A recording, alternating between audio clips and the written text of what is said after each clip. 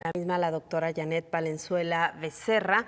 Ella es médico certificado por el Consejo de Audiología, Foniatría y Otoneurología y con ella vamos a platicar sobre los trastornos del lenguaje. Muy buenos días, doctora. Gracias por tomar la llamada. Muchas gracias, buenos días a todos. Bueno, la pregunta esencial es cuándo debemos darnos cuenta que un niño tiene problemas de trastorno del lenguaje. Bueno, aquí lo principal de todo esto es primero descartar que el niño tenga algún antecedente desde el nacimiento. Eso es muy importante porque los niños prematuros, sobre todo, o niños que no han estado estimulados de forma correcta, pueden llegar a tener un problema del lenguaje. Sin embargo, la literatura dice que debemos de evaluarlos después de los 3 años, pero los papás generalmente son quienes se dan cuenta. Entonces podemos evaluarlos desde los 2 años, 6 meses, y podemos darle un espacio de 6 meses para recuperación. ¿Hasta qué edad es normal que un niño no domine completamente el lenguaje, que corte las palabras o que no tenga las suficientes palabras para comunicarse? Bueno, esto es un poquito diferente entre niños y niñas. Las niñas tienen el lenguaje o la adquisición del lenguaje mucho más rápido que la de los niños. Y bueno, empezamos a los 3 años y nosotros debemos de hacer un diagnóstico y una rehabilitación antes de los 6 años, que es cuando ellos entran a la primaria. ¿Por qué? Bueno, porque van a tener la adquisición a la lectoescritura y ellos van a escribir como escuchan, están hablando las palabras. Entonces, si ellos tienen muchas omisiones y sustituciones de algunos fonemas, tal como lo están escuchando, lo van a escribir. Entonces se hace un problema que ya no nada más es de lenguaje, sino es de lectoescritura. Entonces esperamos que antes de los 5 años, 5 años y medio, ya si no se pudo, bueno, a los 6, bueno, pues podemos hacer el buen diagnóstico. ¿Con quién debe recurrir la madre o el padre a llevar a este niño, a sus hijos, a revisión? ¿Y cuál sería, digamos, el primer paso, el primer camino, doctora? Bueno, el primer contacto casi siempre es o el pediatra o el médico general. Entonces, ellos deben de remitirlo, ya sea con nosotros, que somos los médicos en comunicación, que hacemos todo lo de audiología y foniatría y vemos todo lo de neuropsicología también. O también con los neuropsicólogos también puede ser. Sin embargo, el diagnóstico lo hacemos nosotros, pero nosotros no hacemos la rehabilitación. En el caso de nosotros, bueno, tenemos la fortuna de contar con licenciados en comunicación humana, que son licenciados que se encargan solamente de la rehabilitación del lenguaje, del aprendizaje y de otro tipo de patologías relacionadas a esta, que son los licenciados en comunicación humana. ¿Cuáles son, digamos, los primeros signos de alerta que un padre o una madre debería atender?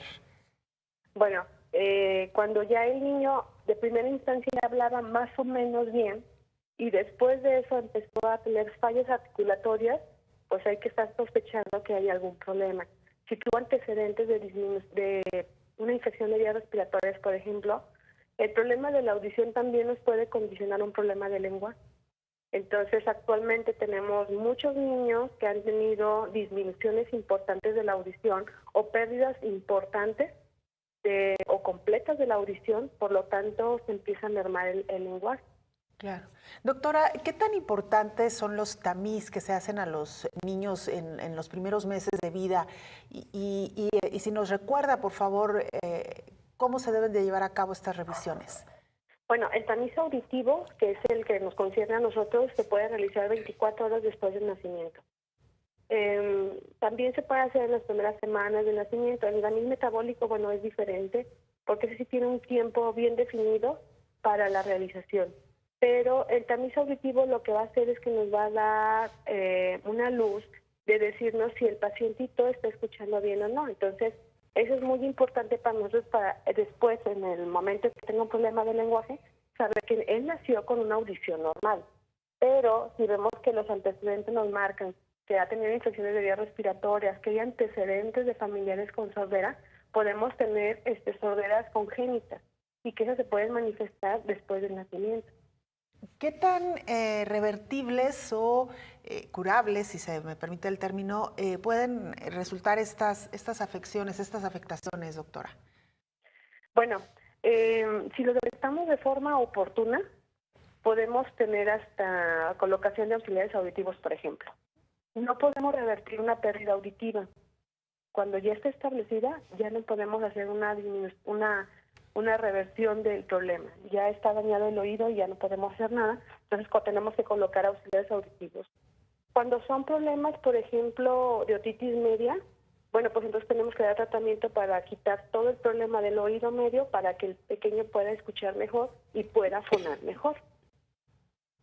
Doctora, ¿qué tanto se pueden encontrar, tanto los diagnósticos como los tratamientos o las terapias en el sector público? Porque muchas veces ese es el problema, que pues los padres no tienen los medios económicos para un proceso que termina siendo largo algunas veces. Sí, claro. De hecho, bueno, pues desgraciadamente el sector salud no cuenta con un protocolo como esto. Hay otras entidades del sector de salud que sí lo tienen, pero el problema es pues que está saturado.